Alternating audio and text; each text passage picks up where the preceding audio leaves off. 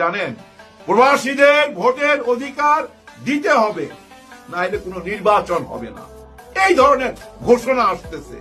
এইটা ওনারা যাই না গেছে ভাই। প্রবাসী ভাই বোনদের ভোটের অধিকারের জন্য জামাতে ইসলাম, এনসিপি, চরমনাই পীর সাহেব ওনারাই প্রথম দাবি তুলছে একসঙ্গে যে ওনাদের ভোটের অধিকার দিতে হবে।